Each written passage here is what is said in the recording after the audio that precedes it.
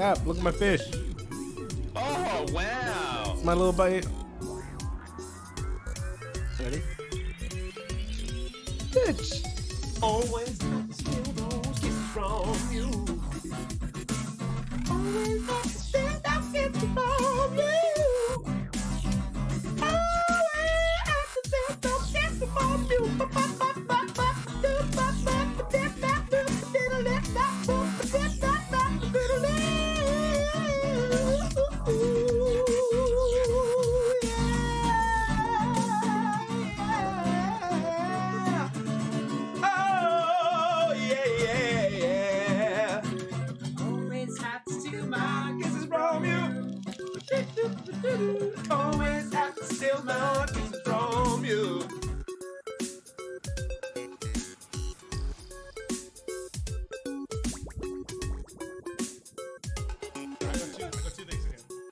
Oh, all right. Let's show us what's in the box. Top secret. First one is for Grizz. Oh, What? hang on. What do we got? Keep going, man. You're doing good. Yes, dude. You punched the fuck out of dude, man. Holy fucking shit. So good. Yo, Captain Pearl. I didn't know what was going on there. Man. Fucking got him. Fucking got him, dude. Holy shit. Dude, good game. Fucking good game. Are you ready? I knew it!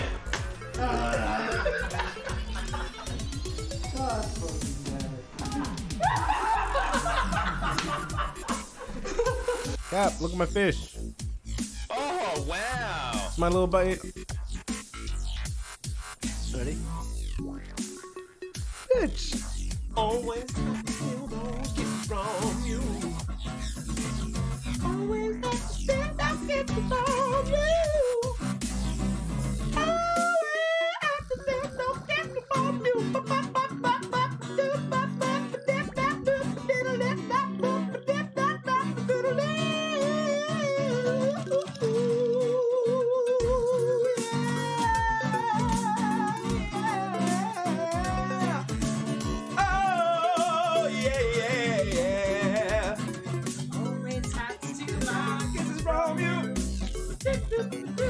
Always have to steal my kisses from you.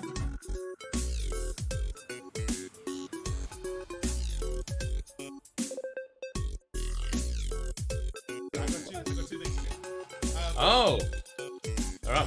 Let's show us what's in the box. Top secret. First one is for Grizz. Oh, What? hang on. What do we got? Keep going, man. You're doing good. Yes, dude. You punched the fuck out of dude, man. Holy fucking shit. So good. Yo, Captain Pearl. I didn't know what was going on there. Man. Fucking got him. Fucking got him, dude. Holy shit. Dude, good game. Fucking good game. Are you ready? I knew it!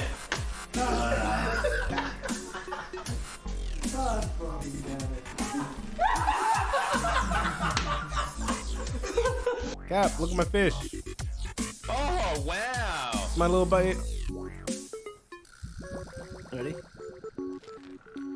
Bitch. Always have to steal those kisses from you. Always have to steal those kisses from you. Always have to steal those kisses from you.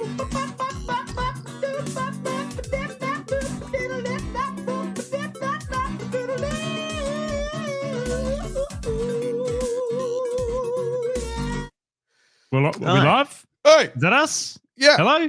Hello? On the right channel this time. Yes. Who is it? We did it correctly. We I did can it. see a fence and a moose, a badger and a moose in the chat right now. Heck, Good day, legends. frickin' legends. Jesus.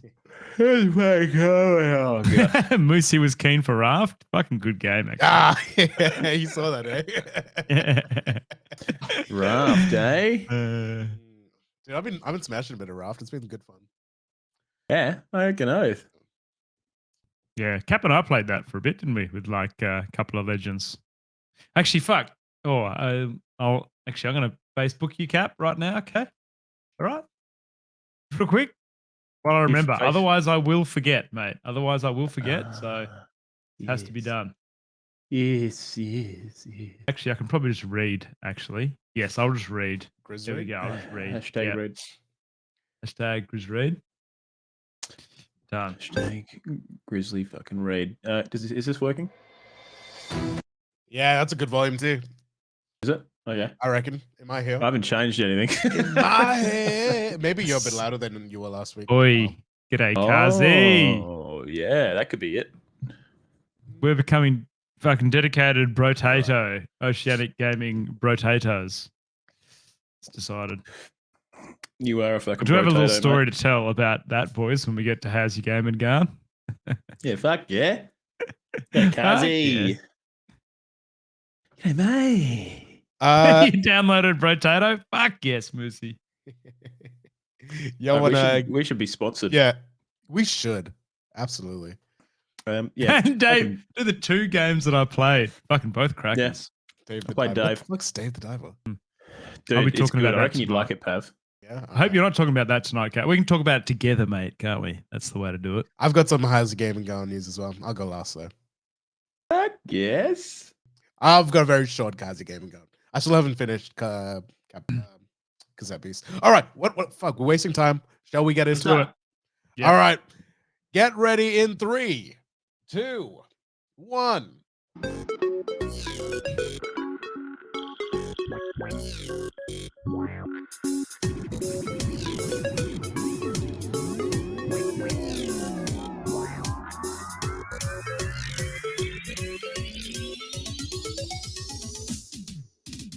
Yeah, freaking g'day, freaking how you doing? Welcome to the Oceanic Gaming Radio Podcast. That's OGR, baby. This is episode 62. It is the 3rd of the 7th, 2023. That is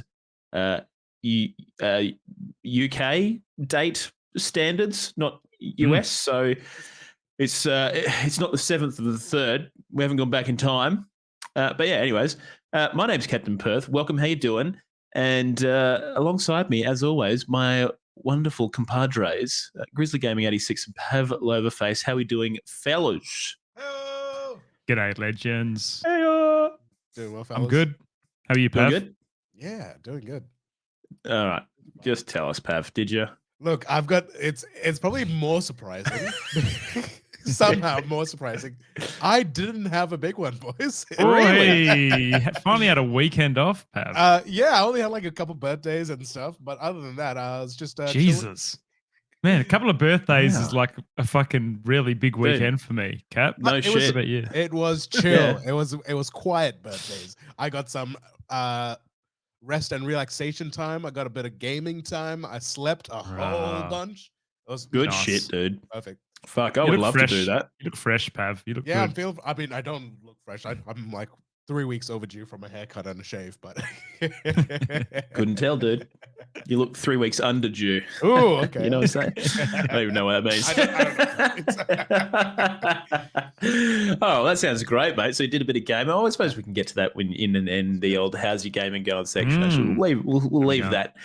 that tasty little morsel for later. And well, all right, Grizz. And what about you, mate? What did you get up to? Oh, well, I went and caught up with this bloody legend on Friday for a coffee and a walk around the river. That was pretty good. Yeah, that was delightful, wasn't it? It was nice. Yeah. Yeah. Very good That weather. was, I did go catch up with Cap, went and had an IRL. We haven't seen each other for a while. Cap's been a good couple of months. So Yeah, absolutely. nice. Yeah, it's been ages. Yeah. then gorgeous to catch on up. the weekend, I had a private gig for I think it was a 60th birthday. And man, there wasn't a lot of people there, but everyone got right into it. So it was a real pumper. A lot of fun. Is A lot he? of fun. I had a couple of vinos, mate, but I had to drive. So like it's always a bit of a I can't just leave my shit, you know what I mean? So I've got to Yeah, not had to drive. the gorgeous drum kit. You don't want to be leaving that behind. No, but it was great. I got a really nice photo of my drum kit under lights, so I'm very happy with that. But Cap, good in show. other news, my wife has flown to Bali. Flying the coop. She's gone, mate. She's out. First time she reckons she's been away from me and the kids in like 11 years. So it's just never happened. So she's across Actually, there wow. for a conference. And you've been away a couple of times. Yeah, I've been to Singapore and fucking all over the place. Your fair share of shit. Yeah, it's about time. So I'm solo parenting at the moment. So they're on school holidays, so it's not too bad. So they're kind of doing their own thing, but just racing around, mate. Got to cook and clean, and geez, mate, far out. It's hard. It's tough. It's hard, mate. I reckon being a single parent would be I take my hat off to those individuals. You know what? I was saying this exact same thing to me a few months back when Ted was just a little tacker, and people who are doing it solo, I just think fucking whoa, hectic. And then add a couple of extra kids into the mix, even hecticer. Yeah, sorry to interrupt you, but I 100% agree with you. It's funny. I'm just thinking about this now, thinking of how much of a fucking idiot I am, because she only flew this morning. So it's literally only been like 12 hours. And I'm having a whinge. But you know what, mate? No, it's going to be good. She's having a great time. So I've already spoken to her. She's over there in a beautiful hotel, going out for a couple of drinks tonight, and everything starts tomorrow. So, yeah. So I have a bit of an opportunity, though, Cap, to stay up late and play video games right now. Go on. Good for you.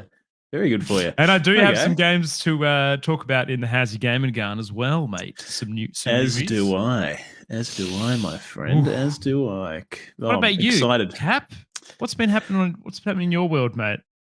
Look, mate, not an awful lot, in all honesty. On Saturday, I kind of had the day to myself, so I played a lot of video games as well. Mia took Ted out to her mum and dad's place. Her mum and dad got back from Europe about just under a week ago. So went and caught up with them, and I basically had the house to myself. So I just fucking cruised around, gave it a bit of a tiny, and then got stuck into the PS5 controller. So that was good fun. And then on Sunday, did swimming lessons with Ted. Me and Ted cruised around and gave Mia a bit of a break. And that was it, just really. To reconfirm, Cap, did you say you were playing your PlayStation 5? Did you? Yeah, there's a little hint for you. Oh, okay. All right. Yeah. Little hint for later. Probably not a difficult one, but I'm sure people will figure out. But yeah, so that was my weekend, and now it's Monday, and now we're freaking on the podcast, baby. So yeah, fucking good stuff. So, well, mate, let's just jump in. Let's just dive straight in head first. All right. Well, firstly, just want to say thank you to all the wonderful viewers and listeners listening and viewing at home. You can always watch us live on Mondays from 7 p.m. AWST. We stream live to twitch.tv/Oceanic Gaming Radio. And he can jump in the chat and talk a bit of shit with us whilst we're talking a bit of shit. So in parallel, we can sort of parallel shit talking. If you want to join in that fun, you can do so by doing that. Other than that, if you want to listen to it in your own time, any of your favorite podcasting platforms, it's freaking there, baby. Okay. It's also available at ogr.show, brand new website for us. Still, it's pretty much done. Maybe a little bit of construction to be done, but it's basically there. So if you want to go and check out our new website, you can, ogr.show. Easy one to remember. We're pretty proud of that. So. It's very cool. Definitely worth going and having a click there. There is a little description around each of us, a little bit more information behind the scenes, if you like, about each of us. It's got our individual socials and stuff on there. So exactly. Go and give it a click. Have a look. Yeah, so go and click it. Go and freaking click it. Go and put some freaking clicks on it. So, we got that up last week. But outside of that, as always, thank you to our wonderful Patreons who continue to be quite honest, they kind of directly have financed this. So thanks, guys. You guys rock. Appreciate you. So those wonderful people are the following: Sukai, Moosey, Caging Runt, Sergeant Paul, Lee GD, J Libs, Brandon, Dan Fantastic, and Strops. Cheers, legends. Cheers, you freaking legends.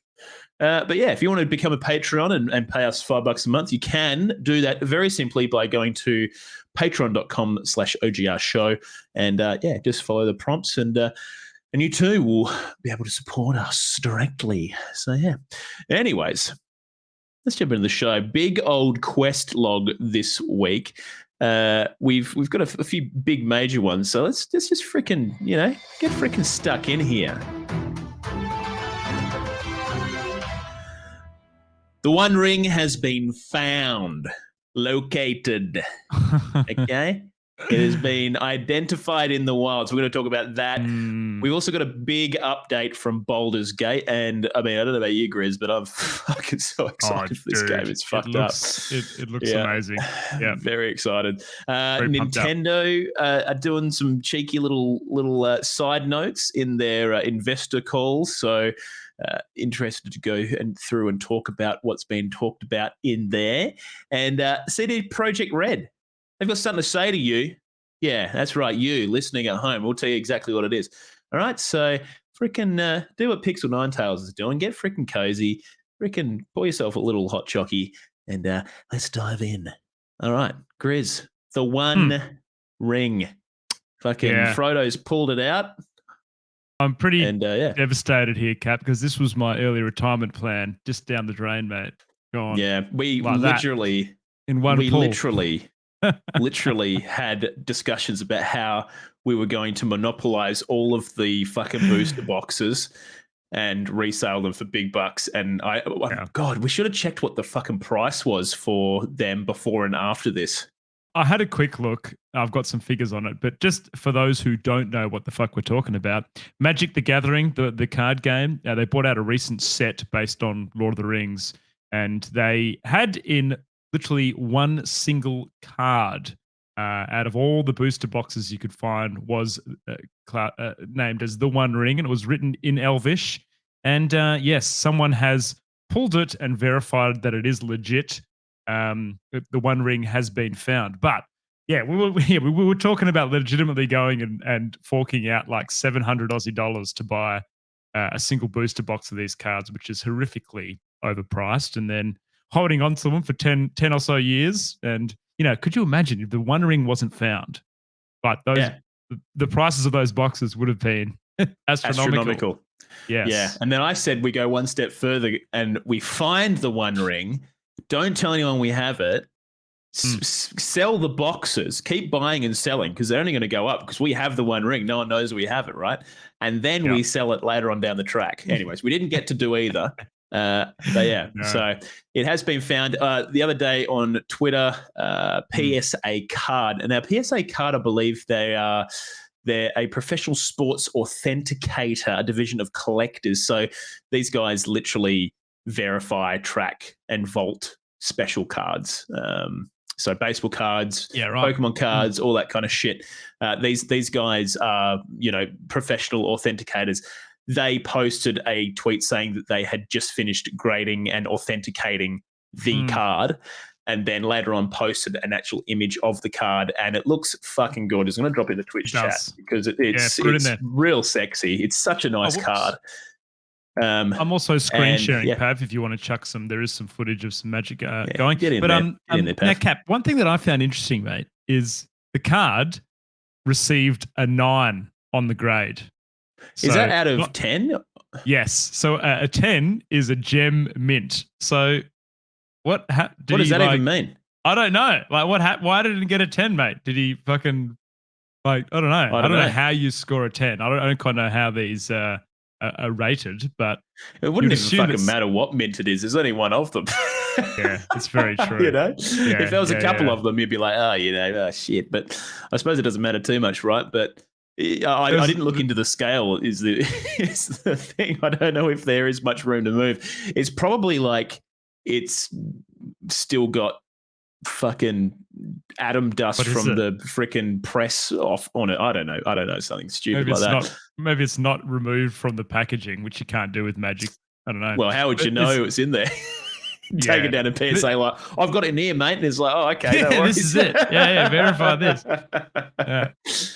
Yeah, okay. So there was a $2 million bounty on this, but this is officially the most expensive Magic card ever found, Cap. The other card, which was very expensive was the Black Lotus, which has actually been sold a number of times for $500K, $500,000 each. If you were There's a few lucky of enough to those, find though, one of isn't there? those. There is a whereas few this of is those. a literal one of a kind. So, I mean, the One Ring actually shows up in the set, but this is a one of a kind print of that particular card. Yeah. Right? And it's written in fucking Elvish, and it looks tight. Yeah, very, very nice looking card. Pretty cool. So yeah, if you've got a spare couple of $1 million, the card could be all yours. Yeah.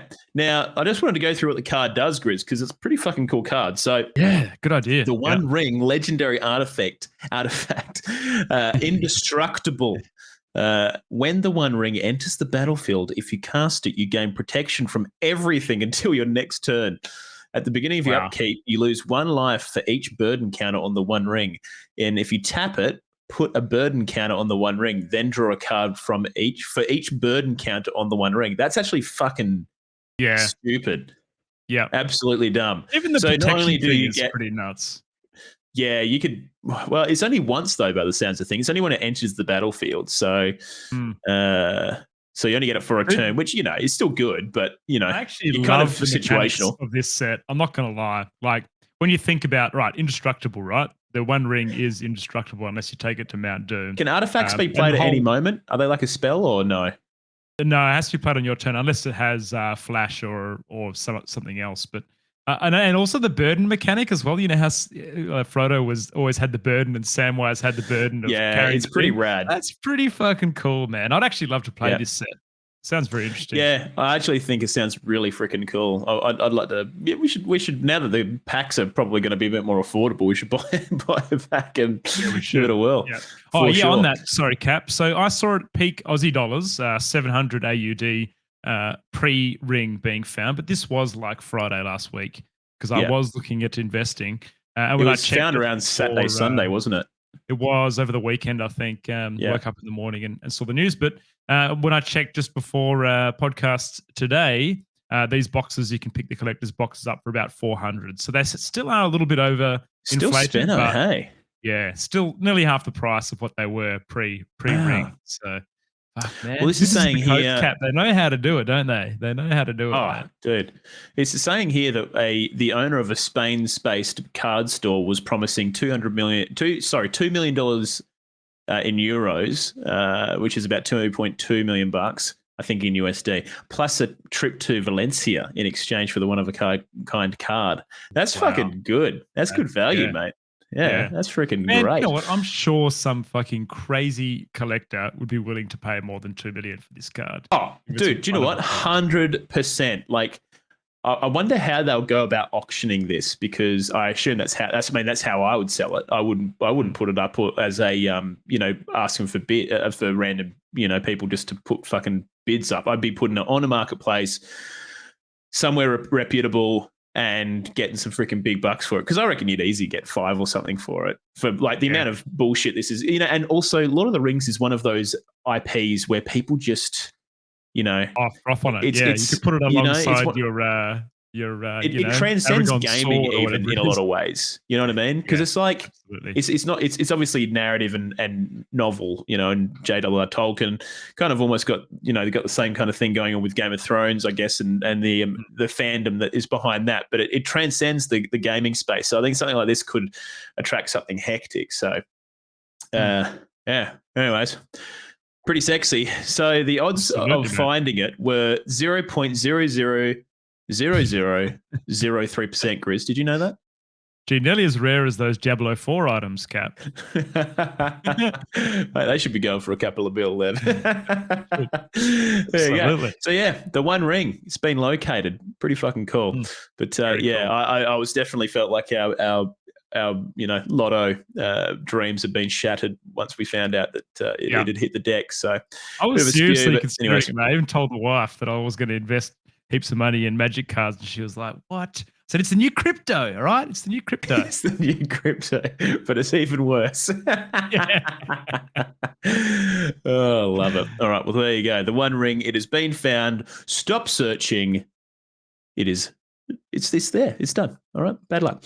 All right, Grizz. Now, Baldur's Gate, mate. Fucking Baldur's Gate. Yes, How good's dude. Baldur's Gate? It's looking real, real good. I haven't watched an awful lot of it because I've been trying to keep as kind of third party to it as possible. But fucking hell, this is looking like I've also a real been good game. staying away from it, but I believe there's like something like 25 hours worth of content you can play now in the pre-release. Yeah, so I believe it's just the first chapter. But I mean, I don't when it's a game like Baldur's Gate, right? And you know how hyped I am for that game. I kind of don't like to sully my initial playthrough. You know, absolutely, yeah. So especially a game like this, single player experience. I just want to play it when it's fully done, ready to go, no jank. Well, I'm sure there'll be a little bit of jank, but that's okay.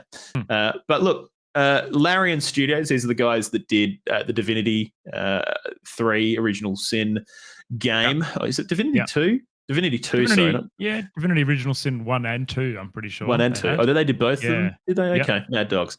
So anyways, they've been working on Baldur's Gate 3, which is kind of in the same style, that top-down tactical kind of RPG thing.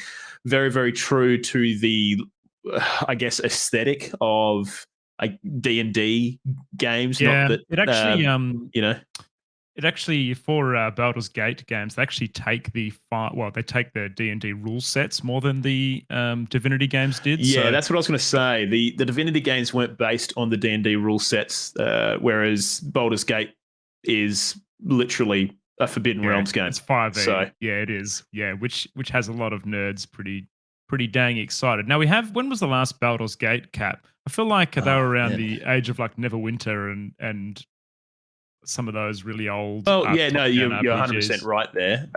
The earlier Baldur's Gate games, they were like the early 90s or 98. No, sorry, late 90s. 1998 was Baldur's Gate 1. Then you had Baldur's Gate 2 came out in 2000. You also had Dark Alliance and stuff that came out in 2004. And then we had Dungeons & Dragons Dark Alliance, which came out in 2021, which was that. Now, what the fuck was that game? Everyone got really excited for it. Third-person action role-playing game published by Wizards of the Coast. That was I remember this one. Yeah, anyways. I think it was one of those games where everyone takes up a role and then it just turned out to be utter garbage. Anyways, sidetrack. Yeah, don't worry about it because this game won't be utter garbage. Baldur's Gate 3, ready to go. So Larian Studios recently had a little community update that they wanted to sort of share some news, Grizz. The first of which was that they've shifted the PC release ahead by 3 months. Now, it's pretty rare we see that these days, Chris. It is. It's like we're going to be shifting the release date back a year, okay? There's a bit of speculation there, isn't there, Cap? Because I think the weekend they had it slated to release was the same weekend that Starfield was going to be released as well. And, they haven't directly said, that's why we're shifting it forward. But, fuck, I mean, you just look at what happened to Guerrilla Games with the Horizon series, Cap, their release windows and how important it is to a game's success. I think it'd be silly to release alongside Starfield when you can, if they've got it ready to go, mate. And it sounds like, Larian obviously do a fantastic job of the previous titles and releasing it. And just through the rest of the article, the way that they're talking about the timings of the other consoles and bits and pieces, it sounds like it's ready to ship, mate. Ship it. Yeah, so I think, the PS5 version is going to be shipping a week later than the original date. So it's going to be coming out on September 6th. The PC version, August 3rd. But yeah, there is a little bit of speculation about to kind of dodge that Starfield date. Do you know what, mate? Like, in all honesty, I think this game deserves to stand on its own beside a game like Starfield because... I think this game might even trump Starfield in a lot of ways, in my opinion. I think certainly in the line of story, I think this game is going to be probably much better fleshed out and ultimately even just execution. Mate, it has one thing that really excited me about Divinity and this game too is the co-op aspects of it as well, So I think you can actually play split screen and as well as on the PC release across online as well. So, man, Divinity was such a good co-op game. Cap, we did a couple. We started it once and did our thing where we just didn't finish it, but Very, I mean, good. that was probably mostly just trying to line up the windows of to people that have very weird schedules. But brilliant game to do co-op with. I think I really like the way that they approach sort of delivering story, but also giving you the opportunity to kind of play with your friends and I don't know, consume that story together. I think that's brilliant, and also being able to make decisions, within that game together in real time, I think is brilliant. And you could be a real dickhead and jump in and start having conversations with people and fucking things up. But it's just a good way to do things, It's really kind cool. of like explore around town and someone's talking to someone else and then hey, stop talking to him. Shut up. Which is cool. Fantastic. Really, really rad. Yeah. But a couple of standout things from that, from the Divinity games for me, I think, Grizz, was, firstly, the depth of RPG customization, which is something that's missing from games like Final Fantasy 16, just saying. But also the way that your abilities, spells, and attacks and stuff interact with the environment around you. I think those are two big things that are really exciting me about what is going to be on offer for Baldur's Gate 3. And just, I guess, Larian seemed to really have that whole formula, really down pat now, and seeing how that has transcended beyond Divinity 2 into Baldur's Gate, I think it's going to be really bloody exciting. So I'm really fucking looking forward to that. Really looking forward to it. And just some examples of that. I don't know how this is going to work with the 5e rule set and the more D&D based, but I'm sure there will be aspects of this. But for Divinity Original Sin, the example is that there'll be oil on the floor, right? So you set that on fire and everyone's burning, and then someone else might go, oh shit, there's oil on the floor and it's burning. Let's use a rain spell. And you then put out the fire, but then you're left with a cloud of smoke that you can no longer see through and fog. So very cool environments and interactions. The interactions are just so rad. Even the whole cursed blood thing, when you'd that's right. You'd have blood on the floor, and I can't remember how you cursed it. It was, I think you burnt it or something like that, and it became cursed blood. And the way that interacted with things, just so dude, that would cool. screw me over so much, because if you try to heal one of your characters that's in cursed blood, it damages them instead. So you're like, my guy's nearly dead. Oh yeah, I'm going to pop a healing pot, and then you just completely fuck him, and he's on the floor, down and out. I love it. Love it big time. Yeah, really cool interactions. But going back to the whole co-op thing, Grizz, now the fact that they have co-op, and that's couch co-op as well, is pretty rad, firstly, and obviously going to be available on the PS5. Now there isn't any information on when the Xbox, or if they'll have a Mac version as well, when they're going to be available. However, the reason that they're saying it's not coming, it hasn't been announced formally for Xbox, is because they can't get the game to run very well in split screen on the Xbox Series S and X. So they've actually had to have Microsoft engineers come in and help them work on that version of the game to get it running smoothly, which is kind of shocking in a lot of ways for me. It's shocking, Cap, but also how nice is it that they're actually being upfront, honest with people, right? Because the same thing goes with the PlayStation 5. The reason why the PlayStation 5 is slated for a week later than the PC game is because they have been told they want to achieve a stable 60 frames on that game. And they said that they're getting that in PS5. They said they're getting that in PS5. So get a load of that, Starfield. All right, your 30 frames. Fuck. Yeah. Now, I do believe that they were saying there will be a slightly lower frame rate for cooperative, which, understandable. You're rendering two things at the same time. Totally. But in saying that, still 60 FPS on PS5 for the single player mode, I think is still very fucking respectable these days. Like you said, Starfield 30 FPS day one, like that's pretty fucking brutal. But I don't know. I know a lot of people say the FPS doesn't matter. But for me personally, Grizz, oh man, I honestly think anything sub 45 frames per second is just fucking, it's hard to play sometimes. You think about all right, so for me, Kat, Bloodborne is a prime example. If you play Bloodborne and then you go play Dark Souls 3 and you play Bloodborne at 30 FPS and you go play Dark Souls 3, I feel like that is the reason why Bloodborne isn't the most popular of all Yeah, you're probably right in some ways. Yeah, for sure. It just doesn't got this doesn't look as smooth and isn't quite as snappy. Like if we had a 60 frame per second Bloodborne, holy shit. Well, I believe that there's a mod floating around somewhere. Is that right? Yeah, it recently dropped on the internets, but you didn't hear it from me. Okay, wink, wink, nudge, nudge. But yeah, I don't know. I think it's really important for me personally. I mean, I am a PC gamer as well, so I am privy to some much better frame rates, but I'm not restricted to console gaming, so my lens is kind of a little bit more expanded than those who don't have access to PC. But I do really feel like, I just want to see more games not release like fucking utter garbage in that respect. I mean, just generally, obviously, but. I mean, when I found out that Starfield was going to be releasing at 30 FPS on consoles, that was really fucking disappointing, in all honesty, for me. I'll agree with you there. Yeah, absolutely. I mean, I'm probably going to play it on PC anyway, but I just think that, a game of that kind of scope is going to be really sad to see it running. That also scares me though, Cap. Like me wanting to play that on PC now, when rarely. The reason why I bought Elden Ring on my PS5 was because I thought I could probably get a more stable frame rate on console than I could my PC. So you probably did at launch. Man. It did at launch. Yeah, it kind of makes it did because the PC version was scuffed. But it kind of makes me a bit scared to think of what the frame rates are going to be like on the PC version too. I don't know. For Starfield.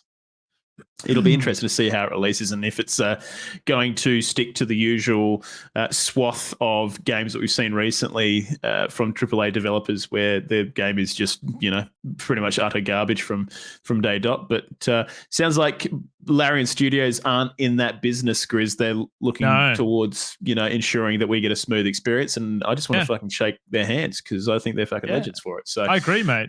Delaying it's interesting because all the release dates across the platforms, PC, PlayStation 5, and Xbox are all different dates because they want it to be the best that it can on those. So that says a lot about Larian Studios to me. I agree with you, Cap.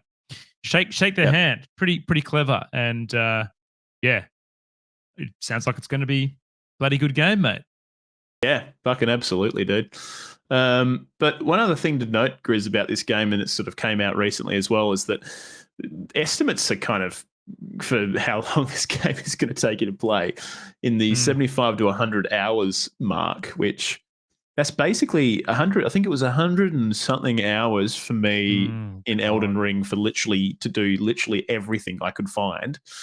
So that's a lot of hours, I wonder if that is just the main story or all the side content and stuff as well. Div 2's pretty big, man. Div 2's pretty big. This is an average playtime, so probably doing a few little side quests here and there, learning the systems, and then probably towards the end mainlining the main story. Doing everything could take around 200 hours, according to this, which is just hectic. Some other things to note as well, Grizz, which I kind of like the sound of this. It's the Larian were kind of saying that the game has some natural kind of stop-start moments where the player can take some breaks to go and play other games and come back to it, which I do really like the idea of that because that's what do they mean by that, Cap? Is the pacing of the game kind of? I think there's the pacing, so it kind of crescendos and then you kind of maybe onto the next area or something, and then you kind of you're working back through it again. It'll be interesting to see how that actually materializes into the game. Like, are they going to be giving us sort of these small little bite-sized campaigns that kind of all lead up to one greater campaign?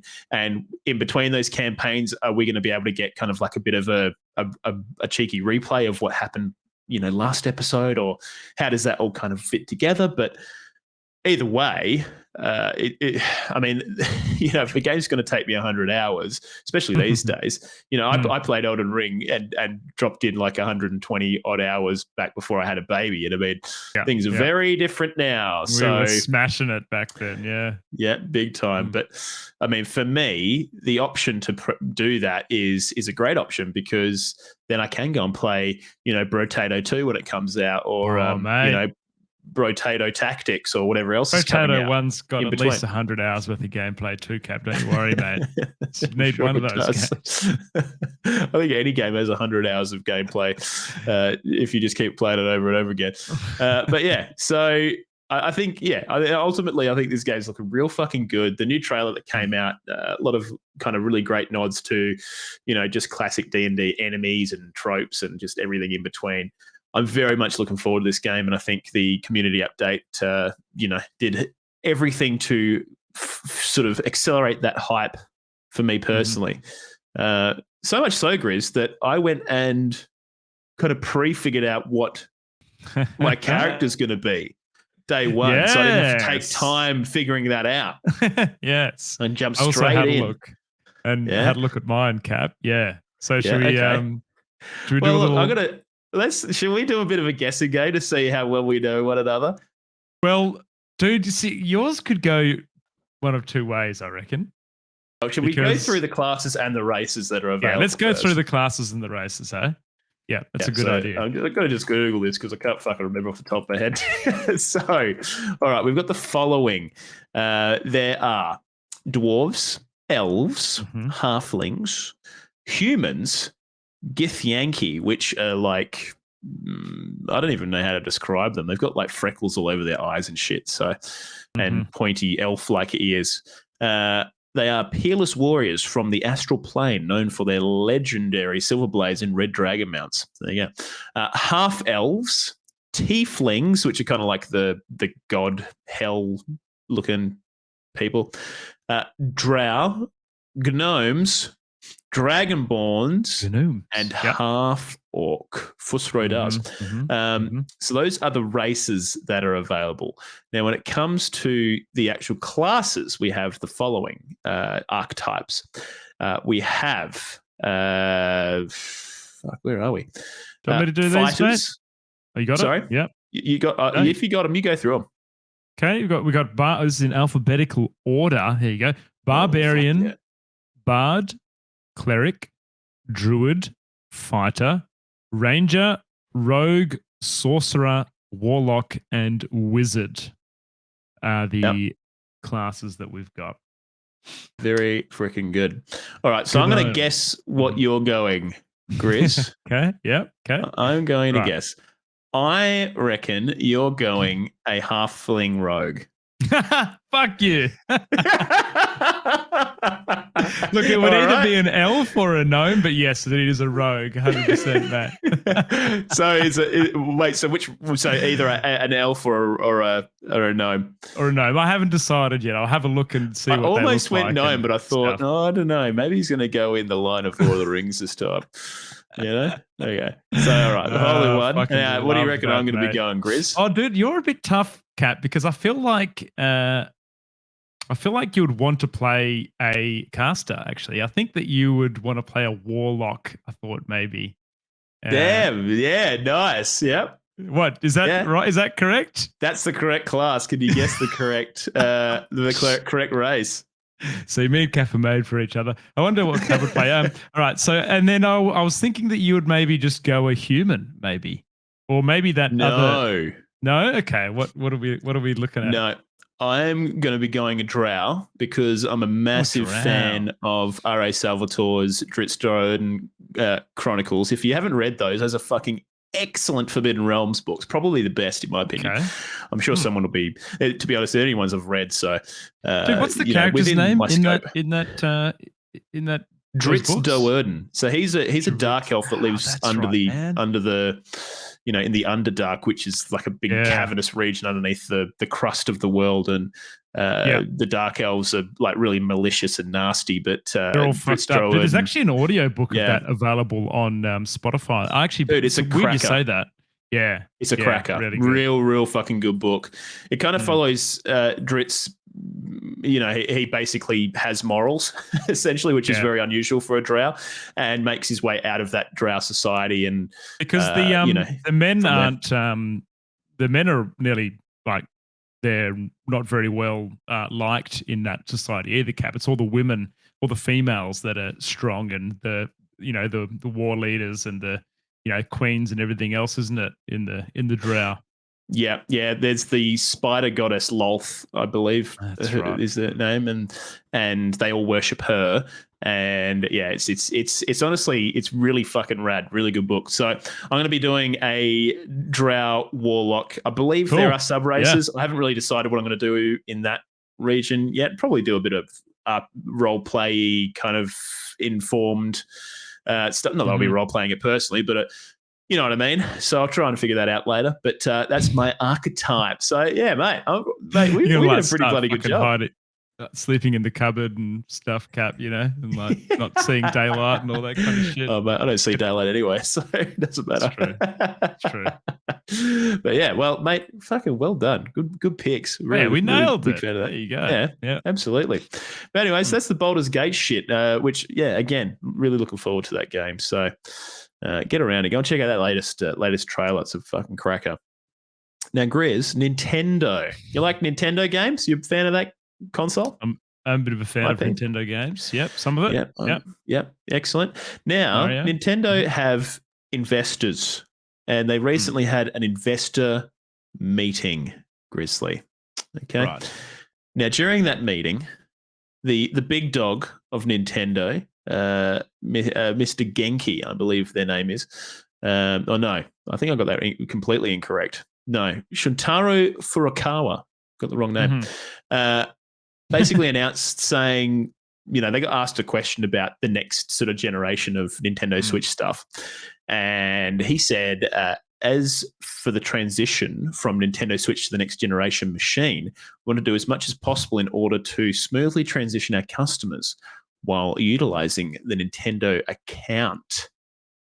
Now, obviously, the first thing here is the fact that they're talking about transitioning customers, but the big thing is that they're even talking about this at all. So obviously, internally, they've been talking about it, which kind of implies that the Nintendo Switch 2 or whatever's after the Nintendo Switch is on the horizon to some degree.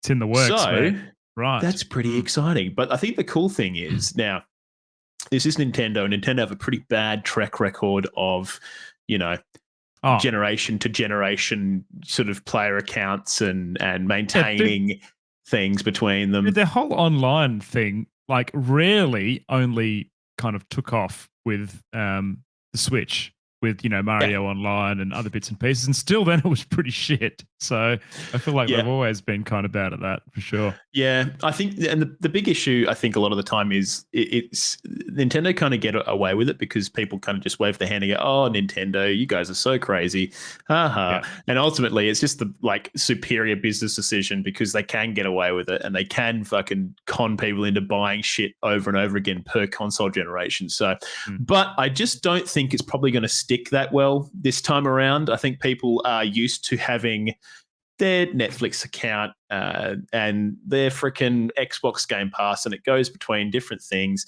So I think ultimately people will expect some degree of, you know, transferability between these two consoles. Absolutely. But it seems like they're implying that your Nintendo kind of ID network account will basically be bound, and hopefully some, if not all, of your games and shit will appear on the next console whenever that is available. Cool. Yeah, okay. Carry across your Nintendo subscription that you got for your Switch and all the classic games and stuff, maybe that will come across as part of that as well. Maybe even some of those digital titles, because I mean, ultimately, I can't imagine that they'll deviate too far away from however they run those games. So hopefully they just it's kind interesting, of work. Cap, because they make money from re-releasing games on the newer consoles and selling them for a second price, you know? How many times have we seen that happen? Well, that's what I mean. That's what I was saying before, right? Is that Nintendo get away with it every console generation, and like, you know, people just go, "Oh, Nintendo, you're so crazy. You guys are just crazy. You have no idea how the internet works." So of course they do. They just pretend like they don't. They just fucking they're just dinguses about it. But anyway, so I think ultimately that's all pretty interesting information, Grizzly Gaming. Now, another thing that happened recently was there's a couple of leaks. Whether these are true leaks or fake leaks or whatever else, you know, remains to be seen, quite frankly. But it seems that there are Nintendo Switch 2 developer kits out in the wild. No. Potentially, Wow. according to some reputable leakers that have leaked things about Nintendo in the past. One person is a Spanish guy who often does Nintendo leaks, said that developers are starting to receive their Nintendo Switch 2 developer kits. So interesting. Whether that's true or not remains to be seen. No one's actually shown off one of these kits or anything like that, so we don't know how true this is. But one particularly interesting thing that sort of has come out is that, well, in amongst, I think, all the FTC shit that's been happening with Xbox versus PlayStation, Sony, and the world essentially for the acquisition of Activision Blizzard King, the next generation Switch has kind of been spoken about kind of in between things, where their CFO has been hinting at the capabilities of what a next generation Switch might look like, saying that it would be on par with a PlayStation 4 or an Xbox One. Wow. Which, is it going to? Wonder if it's going to be like a docked handheld thing again, or a dedicated actual console. Surely they can't go back. They can't go back to a plugged console, right? Surely. Well, I would think that. I would hope that it'll be the same formula, in all honesty, because I like the whole docked thing. But I mean, like Sukai's saying in chat, it is Nintendo, and you know what they're like. They like to. Would you call it a Switch 2 though? Then, if it's here's not going to be. Here's my honest to God. This is my honest to fucking God. Fucking what do you call it? Prediction for the next generation Switch console. It is virtually the same thing with slightly increased sort of graphical capabilities, but it has a fucking wrist strap, and you can wear it on your wrist, and it's called the Nintendo Swatch. Dude, are you fucking taking the piss or what? I actually think that'd be pretty dope. Anyways, yeah, I'm taking the piss. But who knows? It's that kind of fucking gimmicky bullshit that Nintendo would do, and they'd be like, "Check it out, you can." Remember they had all those things that you remember. There were those things you could make out of cardboard, and you would put them all together. Yeah. I don't see the ads. I was like, man, fuck! If I had that in my house, my kids would break it in 2 seconds. Yep. I know. Yep, it's not made for children. That little, like, what was it? Like an ARPG, ARR, like VR kit thing that was kind of, it was very weird. Anyways, but yeah, Grizzly. So it looks like the people are clearly talking about it. It sounds like maybe the dev kits are out in the wild. I think if the Nintendo Switch 2 is as powerful as a PlayStation 4 or Xbox One, honestly, that kind of worries me. Yeah, it does. It puts them almost a generation behind, Cap. They're behind a generation. Again. But Cap, it's fucking Nintendo, mate. They're going to sell their games are going to sell like hotcakes. I know. I'm not going to fucking buy one like a complete fucking loser and complain about it again in 5 years' time. That's okay. You know what? Anyways. We've talked about this before. They are not in the console war. No, they're playing the Nintendo single player game, and they are setting high scores every time they boot that game up again. They couldn't care less. They are completely in their own world. So, and look, you know, it's worked out for them. Like I said before, they get away with so much bullshit, but you know, their IPs are so well loved. But at the same time, they look after their IPs really well. Man, could you imagine if we actually had a next gen Nintendo console? And the games that were being designed were next-gen games. I think that would be groundbreakingly amazing. It would be. But also, at the same time, I feel like the reason Nintendo are able to kind of, I don't know, put out such good games is because they kind of skip all the year-to-year technology to technology bullshit that all the other developers seem to be aiming for, like, you know, these next generation fucking trees and everything else. Nintendo just go, no, fuck that. We're just going to use our old trees that we always use. We're going to make a real fucking good game. I think they really focus on, you know, delivering a solid player experience for the most part, bar a couple of games here and there, i.e., the graphical capabilities of the most recent Pokemon game that came. What was it, Scarlet and Violet? Not that was a Nintendo, but it's kind of Nintendo. I don't know. I just think, like you said, they're playing their own fucking game. So, and they do a good job of it. So, yep. But either way, very freaking interesting, Grizzly Gaming. Nintendo Switch 2. Yep. We could have one sooner than you think. Who knows? Sheesh. Maybe it's coming end of the year. Next year. When do you think? All right, Grizz. Yeah. I want you to predict when you think developer when they think packs are out now. And they're doing predict stuff. When you I think reckon they the end it. of next year, mate. Well, I reckon they will announce it. Oh, good question. I reckon they'll announce it like early next year, but we won't see them till the end of next year. That's my guess. I don't know. What do you reckon? Yep. I reckon they'll randomly drop a Treehouse in November. Yeah, get hype before Christmas. Yeah, bit of hype before Christmas. Actually, do you know what? No. Oh, that's actually a fucking good point. No, you're probably right, because they wouldn't do that before Christmas, because then people would be like, why the fuck would I buy a Nintendo Switch now? The two's coming. Oh, yeah. Good point. So you're probably right. Probably early next year, right? Like January. They'll be like, suckers, you bought a fucking Switch. Number 2's coming, bitches. Switch 2 is coming out. Yeah, I think that's probably more likely. I'm gonna stick with you on that one. Maybe early next year, January, February. Little cheeky direct comes out of nowhere, and everyone spews that they've just paid $400 for a device that their smartphone has better fucking CPU in it. It's true, though. Anyways, honestly, it is true. It is unfortunately very true. So yeah, there you go. Freaking Nintendo. Now, Grizz. Yes.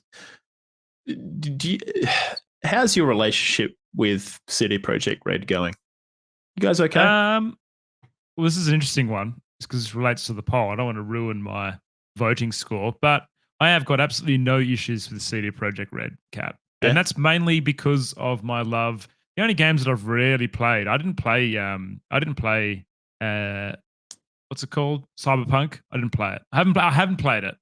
So my only real experience with CD Projekt Red is the Witcher games, which hold a strong place in my heart. And I understand, mate, that devs sometimes make mistakes, and hopefully they fuck up. I mean, we look at No Man's Sky. Remember how that was just a complete and utter cluster. But the way that dev has won people's hearts by continually bringing out content and turning it into a cracker game, to going from a completely negative score on Steam to overwhelmingly positive. No, I feel like CD Projekt Red, they're fine, mate. I think and what are they doing here, Cap? There's some new content coming, I believe, for Cyberpunk. Is that right? They do have Phantom Liberty, their big DLC and their only DLC that's going to be coming to Cyberpunk 2077, which includes another big actor. Idris Elba is going to be starring in that bad boy alongside some other names that are not coming to me. But in preparation for this, there's been a few little sort of interviews here and there, and one of the main kind of developers on Cyberpunk, one of the big dogs, kind of said, look, I think, we need to fix our relationship with our gamers, since what's happened with Cyberpunk 2077. Now, they did kind of go into it and sort of say, look, obviously the game, could have released better. And yes, there were issues to begin with, but, this particular developer kind of believes that the kind of media shitstorm kind of snowballed at a incredible rate, because it was huge news, right? Everyone, like, the amount of hype that was out for Cyberpunk post Witcher 3, right? Everyone was shitting their pants. And so, dude, people were buying PCs for this game, Cap. Yes. People were literally buying PCs to play this. Friends of mine, which is like, yeah, I know. Like, you think about how much money a PC is these days with, the kind of inflation of graphics cards. It's nuts. So, this particular developer is kind of saying, they think a lot of the issue with, why it cops so much flack was maybe less so, a lot of games release like garbage, and some games just kind of get away with it. Other games don't quite get away with it. this particular person thinks that the humiliation that came out from the public was, just thinks it was cool to hate on Cyberpunk 2077, which, maybe is kind of true to a degree. But, it's just kind of the way it is. They also spoke about how, there was some issues with, trying to avoid crunch culture and how ultimately that kind of had to come in to kind of get this game out of the gate, and everything that happens with freaking COVID and all that other bullshit. Yeah. But either way, they kind of wanted to say we need to fix our relationship with gamers, and they're working on it. They think that this next expansion is going to be a really big step in that direction. They're doing a lot of reworks of things. They kind of have this new story that's going to be kind of coming in and really kind of taking the game in a different direction. And they think that the whole Idris Elba kind of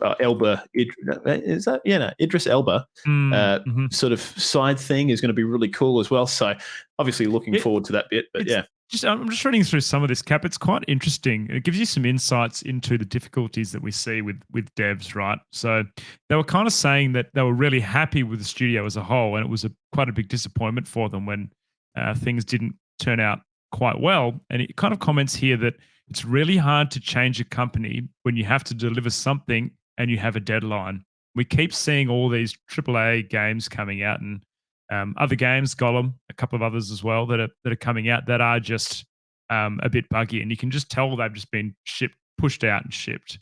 So it's quite interesting to read through this article and get some insights into the workings inside these studios and the pinch points and other bits and pieces.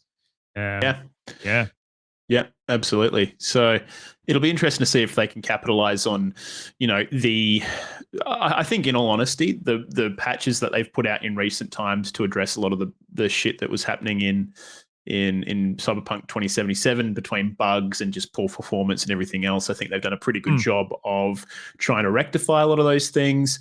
Edge Runners was incredibly well received as a Netflix anime special, and if you haven't watched it, it is a cracker. It's very much worth kind of checking out.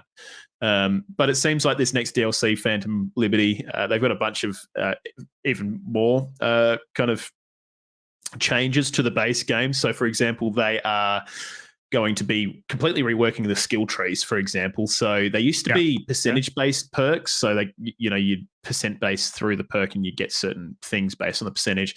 But now they're just changing it to flat. You get the perk, you get the thing that the perk is. So, less so about, that you now have X% extra critical chance, So it seems like that's going to be a lot more fun because you're actually kind of hitting those RPG kind of, now I've got this new perk, rather than I now do 5% extra damage with pistols. So that's that's boring.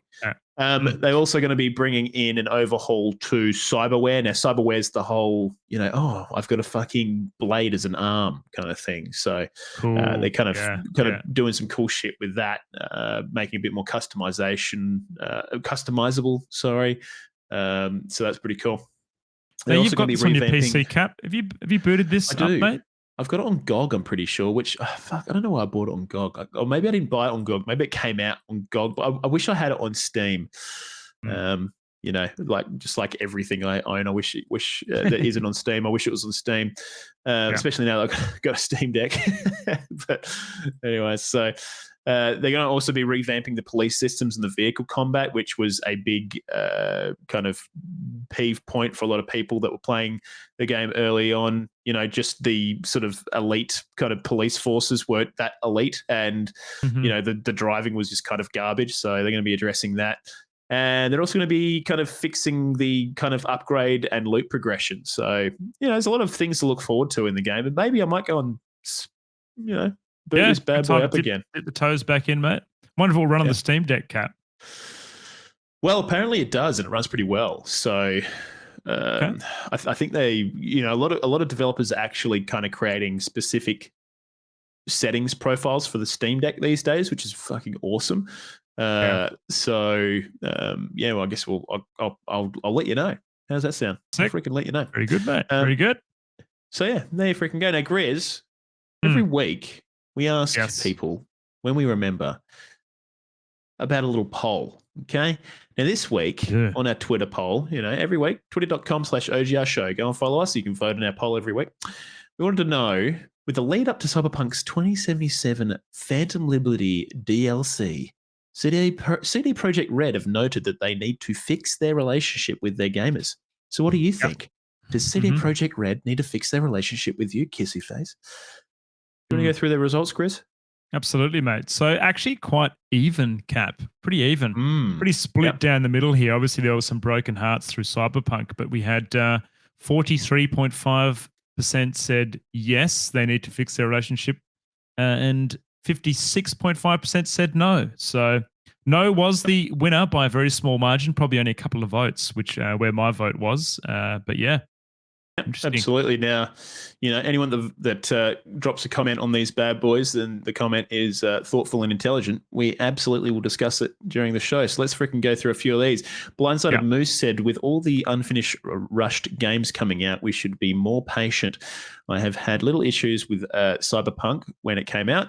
My PS4 version got lost in the transit, if that counts, though. It's that's probably not CG Projekt Red's problem, but they're trying. It sucks that the gaming world is so volatile. City PR have mended relationships with their continued efforts after release. Yeah, I definitely agree with that. I do. I think Moosey's 100% right. We definitely need to be more patient. We do, and be more. I think because people do complain when games go, oh, we're going to have to kind of delay release, yada, yada, yada. People shit their pants. But ultimately, I think those delays are good for the game in general. Man. I always see a delay as a positive thing, because then you know that you're not going to get, you've got much less chance of getting a trash game out of the box, because they need more time to bake it properly. So I know it's disappointing because you're waiting on that time frame, but would you rather have a game that comes out like a buggy mess, or would you rather have something that's good? Well, exactly right. And I'm definitely in the I want my games to be good camp. But, like Straight Jacket Jim in chat is kind of alluding to, is the fact that, sometimes these decisions are beyond the, wants of the public and the consumer, and they are driven by investors and everything else. And sometimes games have to come out earlier than they should, because that's another aspect of video games development, is often video games don't make any money after years and years of development until they release. And so the only way for you to start making money is to put it out on the market. So, that's why early access works well for a lot of companies and et cetera. But sometimes the big AAA studios, that's where that's a real problem. You got shareholders, and there's so many different people with investments in on these games, And I think that's part of the reason also why where we see indie studios, you look at the first Hollow Knight and how long that was in development for, and you even look at the second one, which we're still waiting on after how many years now, because they have less overheads, less corporate pressure going, well, you guys need to put this out end of 2023. They're going to put it out when they're ready to put that game out, and it's going to be a banger. Yeah, absolutely. Absolutely. Now, Sukai said, I'm voting no purely because I got lucky with Cyberpunk 2077. I experienced very few bugs at release, and those that I did get weren't game-breaking. However, I know I'm in the minority there, and a lot of people feel burned by the whole thing, which, absolutely right. Stropsy said no because Witcher, and that's so true. And then that's kind Fairly of Decent Gamer said... 100% still need to make things up. I bought the collector's edition, and the amount of lies and deception that came from CDPR prior to release means they still have a long way to regain my trust. And I totally get that. When you're selling a product and you're marketing a product and you're saying a product will do certain thing, and then you receive a product that does not certain thing, that fucking sucks big time. So, and I think we are we're in the age of developers having to constantly make things up to us, because we do get into this position of, we've released our game a bit too early, and sorry it's shit, and sorry it doesn't do the things we said it would, and don't worry, it's coming though. And then you do spend money on collector's editions that cost, they're not cheap. Some of these collector's editions are like, like I think the Final Fantasy 16 one was like $500 or something stupid. So can be a bit of a pinch. Up, for sure. Yeah, absolutely. But yeah, anyways, that was our OGR poll. Okay, every week we do one of those. Go and follow us on OGR. What is it? Twitter.com/OGR show. There you freaking go. Do it. Now, Grizz, Yes. very important question, mate. Very important question. I want to know, how's your gaming been going? Hey, dude, my gaming's been going 10 out of 10, Cap.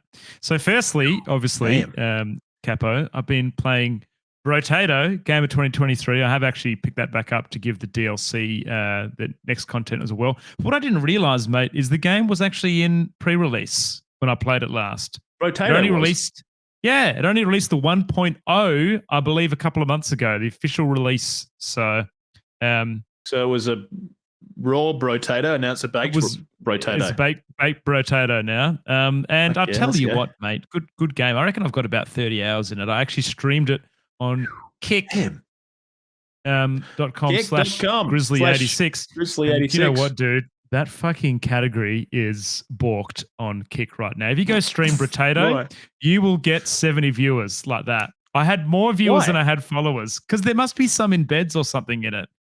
Like streaming to the Rotato category, and you just like, dude, I don't know what's going on. Yeah, it is really funny. They need to sort that out. But if you want to look like a Mad Dog streamer, stream Rotato on Kick. That's it. It is also best on streaming game of 2023 and best game of 2023. That's exactly right. Grizzly Gaming. But I should say this, Cap. Is there still a Steam sale, Cap? Or is it still on? I believe it's still on, isn't it? Yeah, the Steam sale's still going. Yeah, we got the Steam summer sale going through till July 13th, which is 10 fucking days away, baby. Heaps of time. So I sunk a couple of bucks into that.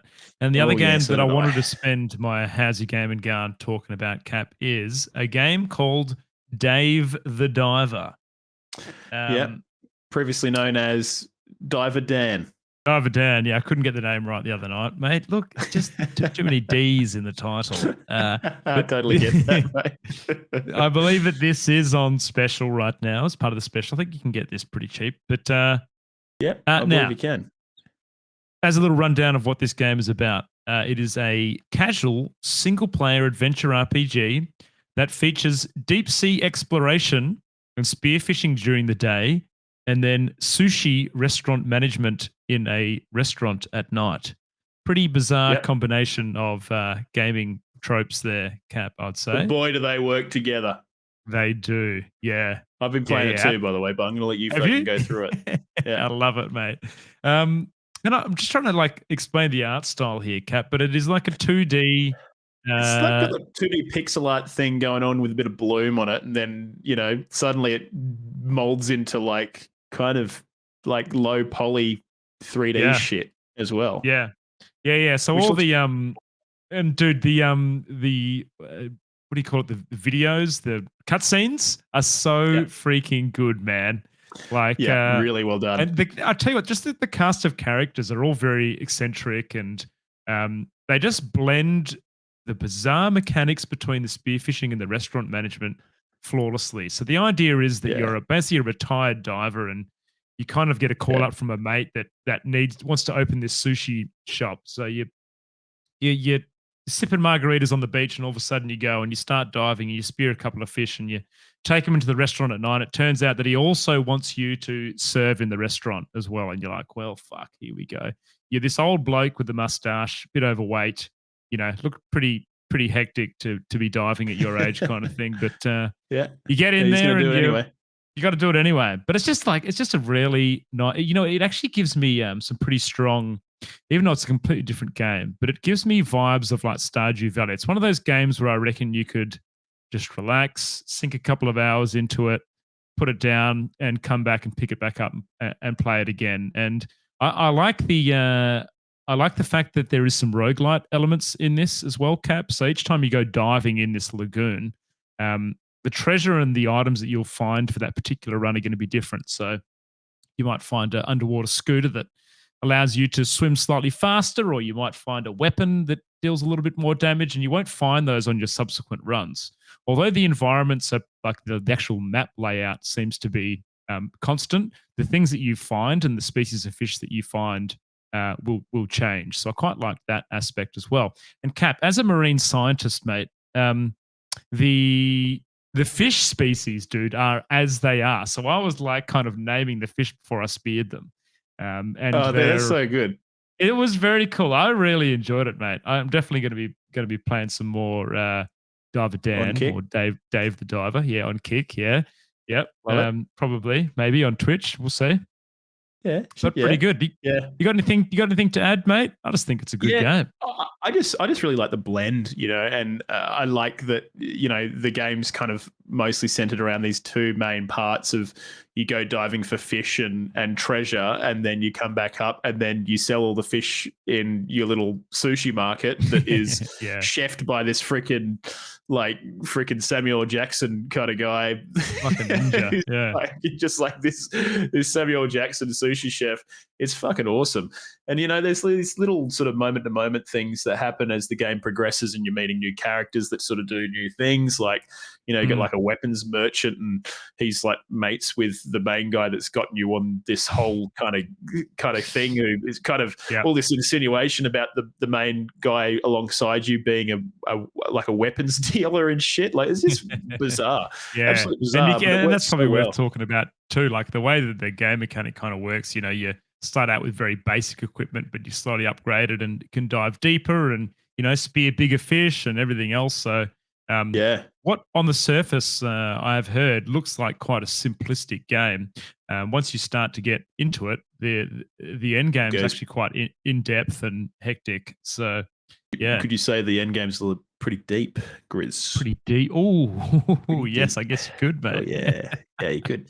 But real cracker game. I love the aesthetic. Definitely worth a purchase if you got a spare $27, I believe it is on Steam right now, 10% off. Absolute cracker game. Definitely worth a fucking your spawn doolies. Yeah. One more thing I've got to say, Cap. Very important, mate. How's your gaming going?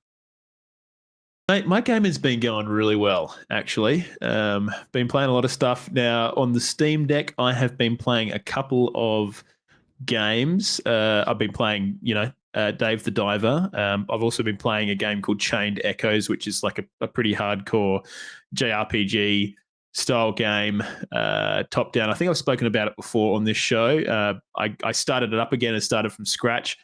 It's just a really fucking good JRPG, pixel based kind of top down, tactical turn based strategy kind of thing. You have a cast of characters. The combat's just really well done, and they've got a nice approach to the standard kind of turn based thing with this system called Overdrive, where all of your attacks and stuff kind of bring up this meter, and you have to try and keep the meter in a certain area. And you can kind of get into overdrive where you're doing more damage and taking less damage as well.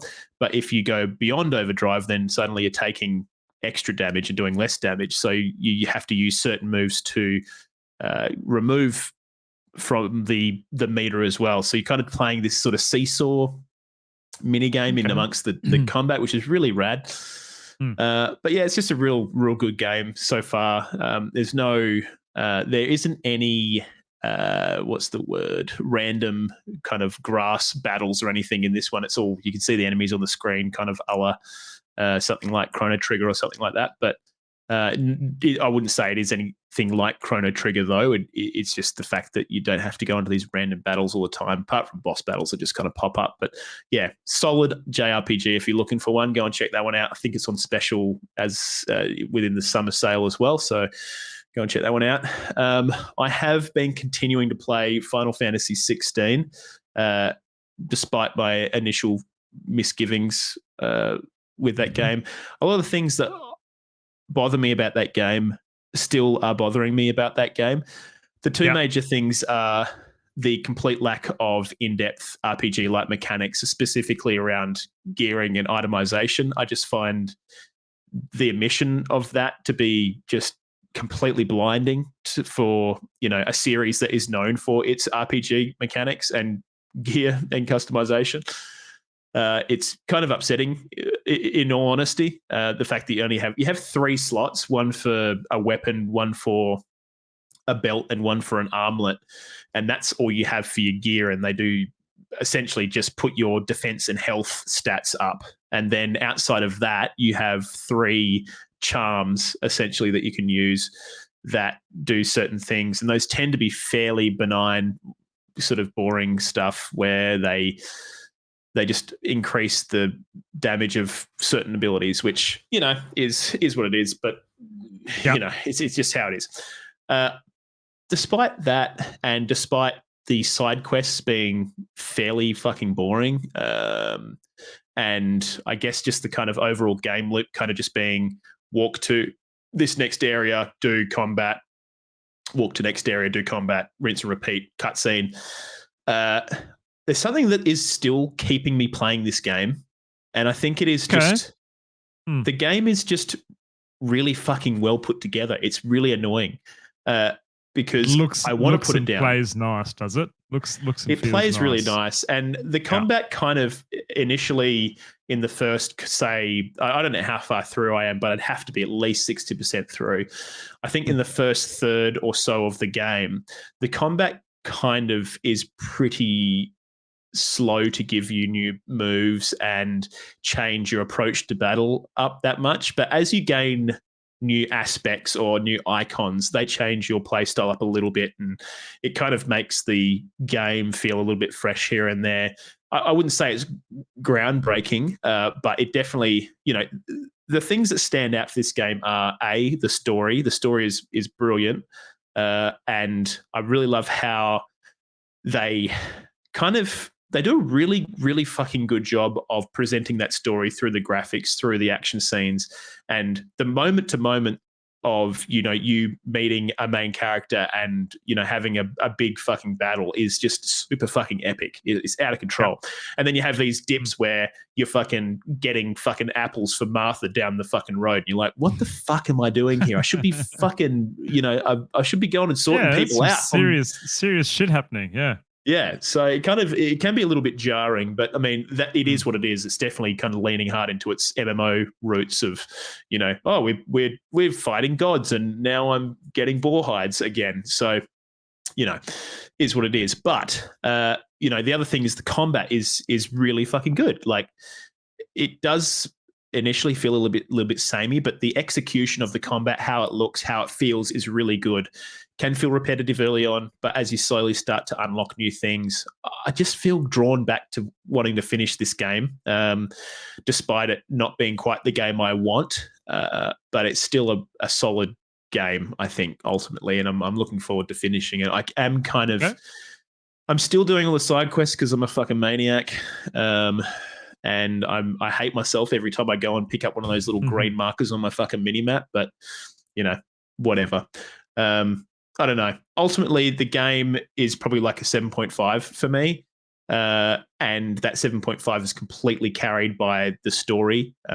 One other thing I want to say about the game actually is just the way the game is structured in terms of its lore is fucking excellent. And the way that they talk about, they don't use plot armor as much as people normally do. Like, things happen in the world and sometimes that'll kind of just be explained away by, oh, it's magic, or, oh, they were just there at the right time. But with this game, they're very careful about certain things happening in the game and kind of having reasons for why that happened. Like, you know, certain armies were marching this way, and, you know, the reason that happened was because of this, and that person's there because there was that army was missing at that time, and so they're able to get through and do a thing.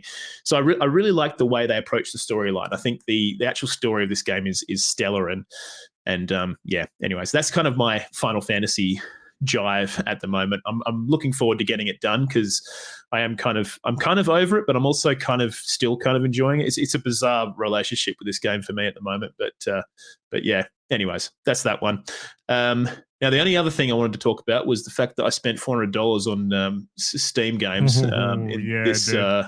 this time around, which was, you know, was that a good purchase? You tell me. But I bought the following games. I bought Soma. I bought Celeste, which I've played before. I think I've got it on something else, but I've never actually played it properly. I thought that would be the perfect Steam Deck game, so I bought that.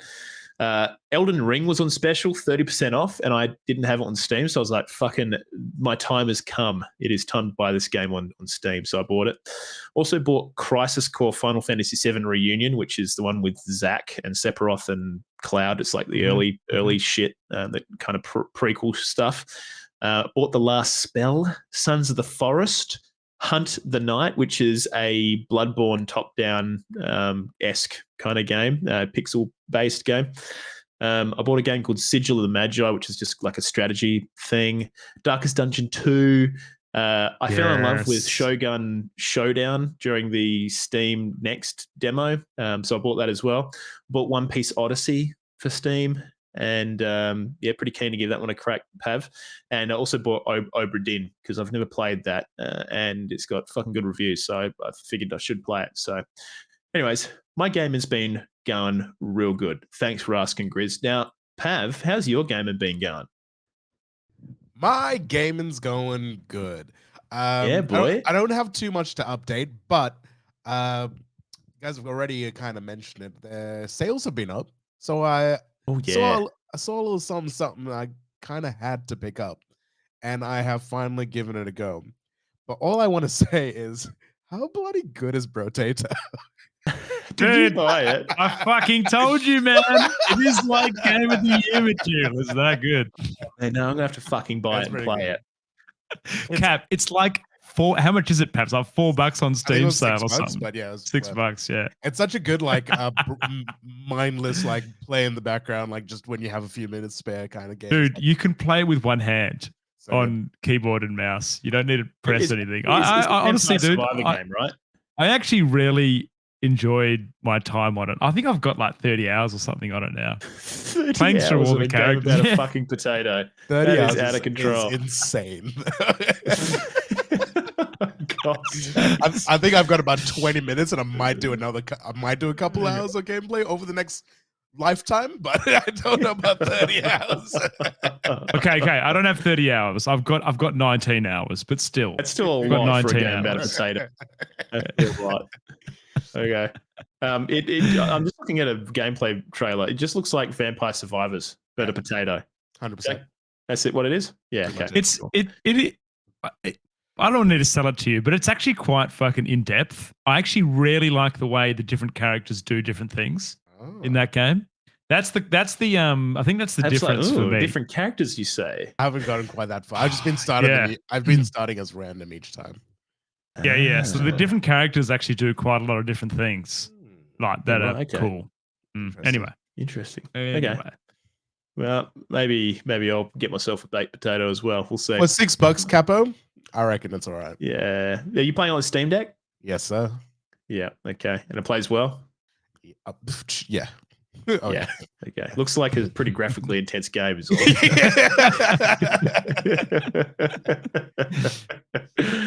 Cool, man. I love it. All right. Well, there you go. Everyone's game has been going fucking real good. So that's well done, boys. Big fan of that.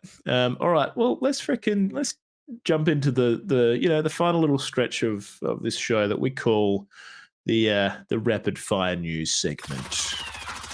Rapid fire news brought to you by DJ Francesco. It's in the game. It's in the motherfucking game, everyone. Devolver has apologized for its inclusion of smoking within its upcoming Sludge Life 2 game.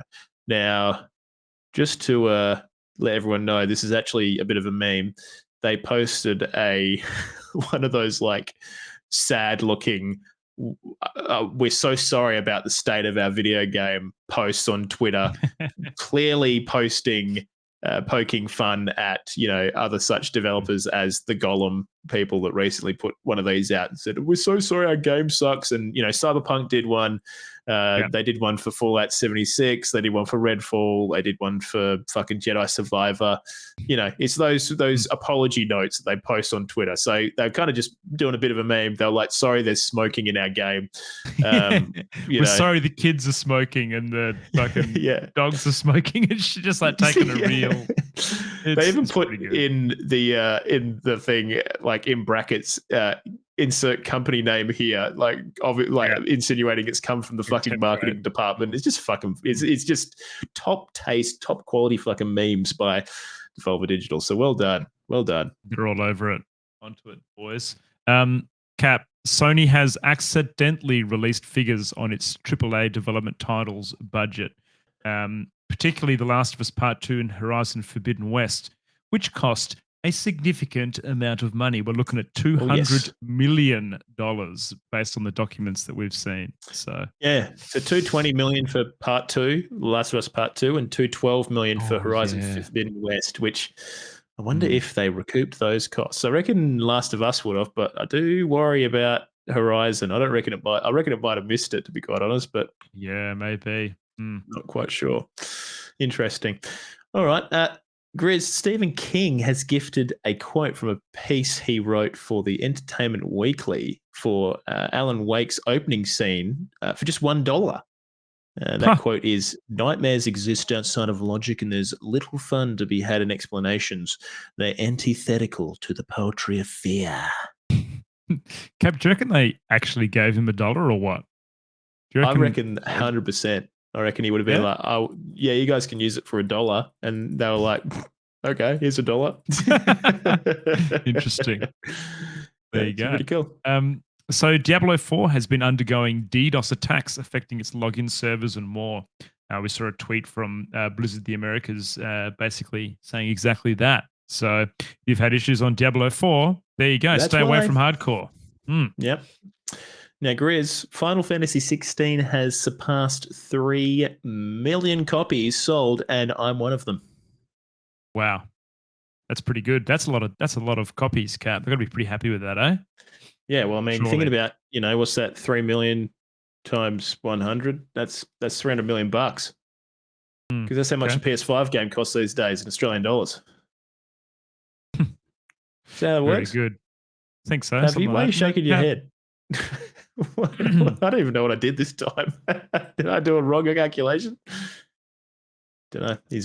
No one knows. No one knows what's fucking happening here. All right. Anyways, I was definitely paying attention. So, Cap, Skullgirls, which I assume is an anime game that I have not seen, but Skullgirls is being bombarded by negative Steam reviews after the devs altered some artwork for it they thought was in poor taste, and it was a picture of behind of a female character who had a little bit of cheek showing, and they altered the art to make the skirt flow a little bit lower, no longer show the cheek. So they've been getting a little bit of yeah. Oh, they're also removing some Nazi themes as well. So maybe there's a bit more to that story. So, fair things to do, and some people just get a little bit sad that their Nazi things aren't in their game anymore, which, I mean, if you're going to complain about that, I think you got some fucking problems. Anyways, moving along.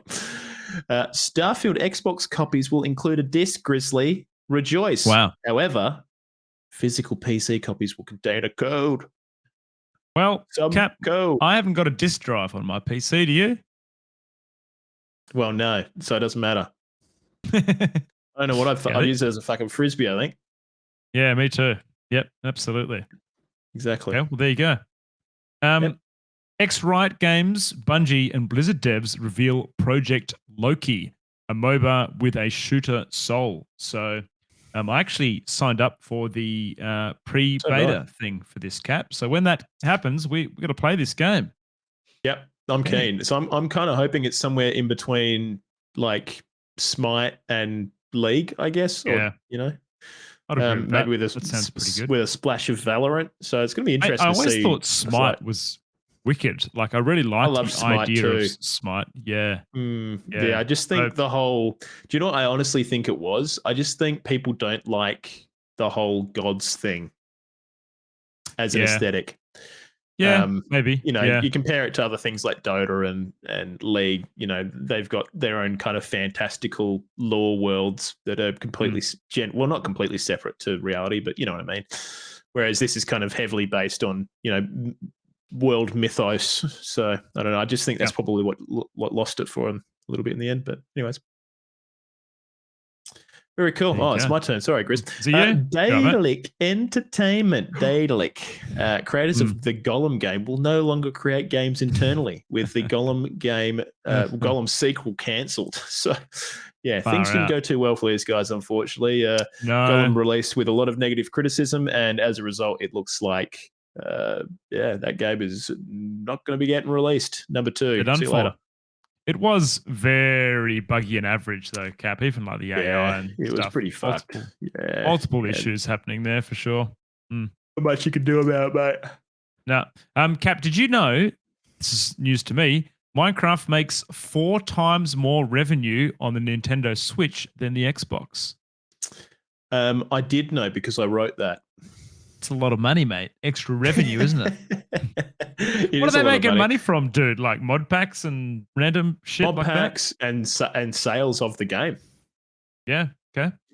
I mean, you know, Cool. you think about Minecraft and you think about like games consoles. The cheapest game console you can buy your kid that is a AAA console is a Nintendo Switch. And you get one of those little handheld ones. What are they called? The Switch Lite. You know, get one of those. Yep. That's probably the cheapest thing you can get, and then copy of Minecraft, mate. They're good for the rest of the year. Done.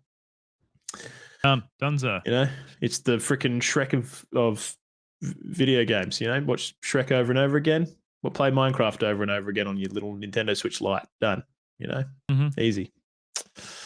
So there you freaking go. Now, Grizz, Ubisoft looks to be working towards remaking Assassin's Creed Black Flag, the pirate one. Yeah, Yep. the water graphics in that game was something I always really liked. Oh man, I remember it being out of control back in those days. Even I remember seeing a whale in the ocean, and I just thought, "Fucking dude, the next generation is here." Okay, Yeah, we're here. We're here. It's upon us. Yeah. Yeah. Very So cool. that wouldn't surprise me. I think Ubisoft is trying really hard to Is recoup that a old? lot of. Cap? When was Black Flag? That would have to be 2010, I would have thought ish. Gee, that's okay. So more than 10 years old now. Yeah, Black Flag. Let's find out. Interesting. Black Flag. Fuck's sakes, that's the band Assassin's Creed. Yeah, nice. I don't want to know when they're remaking the band. No, 2013. So I mean, yeah, it'll be 10 years in October. So very cool. It would make sense. Maybe they might release information about that towards then. But yeah, that was a cracker game. Really good story as well. And I can imagine Ubisoft are trying to win back favor, firstly, because I think they've lost a lot of favor and have kind of fallen from their very lofty heights as very world-renowned developers, and now not so much are. So yeah, kind of, you know, jumping on the remakes bandwagon that everyone seems to be doing these days. Probably their most well-known and most beloved game, I would suggest, would probably be Black Flag for a lot of people. A lot of people would probably pin that one out. And it's got a lot of really good systems and just things going on in that game. So yeah, I reckon that'd be fucking cracker. Hopefully they don't fucking RPGify it, because that'll piss me off. But yeah, anyways. the RPG bloat in those games started to get a bit out of control, didn't it? Oh yeah, for sure. Well, Cap, interesting one here, mate. CSGO did some recent bans and resulted in a significant loss of dollar value in skins and cosmetics. Now, they banned roughly 40 CSGO accounts that were linked to trading websites. In those 40 accounts, it was estimated that they contained roughly $2 million worth of in-game items and gun skins and stuff, knives and bits and pieces. Fucking whoa. So, flush those down the drain, mate. Holy They're schmoly. gone. They are gone. Speaking of gone, Grizz, Steam is blocking games that use AI-generated assets, which I think is a fair call, in all honesty. Very difficult to moderate AI-generated assets, and if you're distributing a game that is distributing assets that might be kind of, you know, that were made using copyrighted material, you're fucked, basically. So this is pretty cool, Calvin. We talked about this last week with AI bits and pieces and it needing moderation. Well, you know, this is kind of like Steam taking matters into their own hands, really, and setting precedents of you know, how you should be using AI art and other bits and pieces. So interesting. And just as a follow-up, rapid fire on this one, Cap, only up that very, very popular game on Twitch and at the moment, which is the one where you've got to basically climb up this huge big obstacle course to get to the top. That actually got removed from the Steam store for I think it was about 48 hours. The game was accused of using AI assets, AI art assets as part of that game. So I think they were able to successfully appeal and clear that. But yeah, that was one of the said games to be impacted by that blocking. So hectic, but necessary, if you ask me. Fair. Yeah. All right. Your turn, mate. Okay. I have decided, Cap, to let my Epic account go. As the information that Epic were requesting for me to unblock my account, I found unreasonable, and I found the support team to be, quite frankly, a team of fuckwits. So I've uninstalled the app, and I've come to accept that anything that I had on Epic is gone. Wow. I mean, so, yeah, Cap, it sounds like it was pretty rough to try and get your thing. They were requesting for credit card information over email. Really? Yeah, they were requesting for the last 4 digits on my credit card to verify that I'd bought stuff, and I was just like, I'm not going to give you any credit card details. And the names of the support staff were like Cat Rat and Sausage Joe or something, and I was just like, I was like, yeah, I'm all right. Hey, I'm just not going to bother anymore. Oh my God. That is insane. I mean, how much money do you reckon you spent on shit in there? Oh, dude, I bought a couple of battle passes for Fortnite, and I purchased. Actually, we got gifted Fall Guys, but I did have I got a bunch of the free games through when they would come up there, so Subnautica, and I think I may even have paid for Darkest Dungeon 2 on Epic when it was exclusive. Ooh, yeah, okay, yeah. So there's a couple. I would have lost a little bit in there for sure. Yeah, brutal. Yeah, brutal. Oh well, mate. You know, say la vie. Well, if people see a Grizzly Gaming 86 floating around on Fortnite, it's not him, okay? Just so you know. It's probably going to be pretty good because I was terrible at that game. Yeah. Well, he's probably going to be used for fucking hacks. True. Yeah. All right. Well, anyways, everyone, that is the end of this episode. That was episode 62. Appreciate you all listening either live via twitch.tv/Oceanic Gaming Radio or your favorite podcasting platform, Spotify, fucking iTunes, Podcast Pro. I don't know what the other ones are. Yeah, just appreciate you. Appreciate you big time. Thank you to our wonderful patrons, as always, coming in hot with the big old donos. You know, you guys fucking rock. If you want to become a patron, patreon.com/OGR show. We have a Discord as well, y'all. If you want a link to that, check out the description of this podcast or in the Twitch chat shortly. That'll be in there very soon. We talk about all kinds of stuff in there. Particularly, we ask you guys how your gaming's been going every week. We want to know what you guys have been up to. Okay, so you can drop your freaking info in there.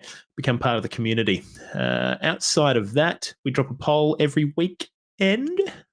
That's twitter.com/OGR show. Go and follow that. Go and vote in the poll. Have your voice heard. That's about it, really. Probably anything I'd like to say is maybe just fucking, get the word out about Oceanic Gaming Radio. Just go and drop the old, have you checked out ogr.show? Go and ask your mates if they've seen the new website. They'll be like, what are you talking about? Go and have a look on it. Yeah, go and check it out. It looks bloody good. So you can check out all our episodes there and a bit of information about the boys. But yeah, would really appreciate any reviews or just letting people know we exist. Bloody would appreciate it big time. Anyways, we'll see you guys next Monday, and thanks for being here. Peace out. Bye.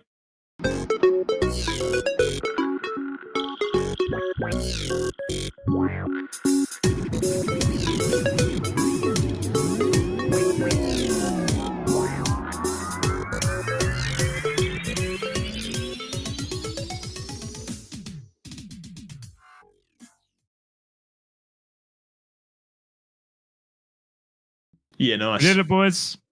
I reckon the title should be called "It's Worth How Much?" ? Sounds good. That's a great episode. Good clickbait title. That's a fucking classic clickbaiter. Legends. It's worth how much? Worth how many dollars? Exclamation mark. Question mark. Oh, you know what I've been watching actually, Kat? It was on the front page, and I literally watched it for like 2 hours last night while I was playing Rotato. Street Fighter 6 competitive. Is it good? Matches. I haven't seen anything. It was on the official Red Bull Twitch page, which is huge. But yeah, like big arena and just a really fun fighter to watch. Looks fucking cool. good, eh? Yeah. That's fucking cool. All right, where are we? Got a raid target. I don't see anyone. Have you got one? Through my shizzle.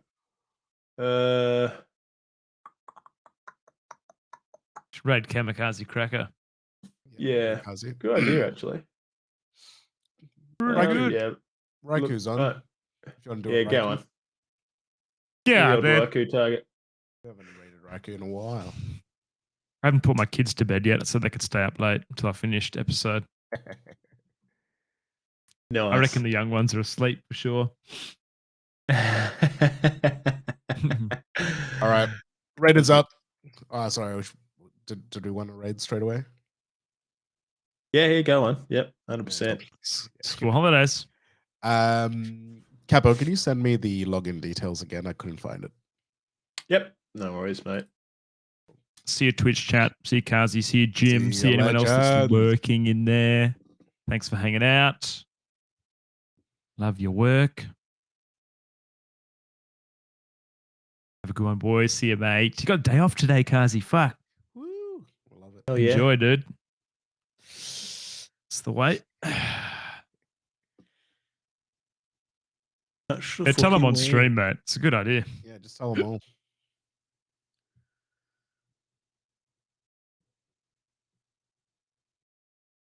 All right. I think that's that. Anything else, fellas? Oh, no, I'll tell you later. What? Don't. No. You can't do that. That's fucked. What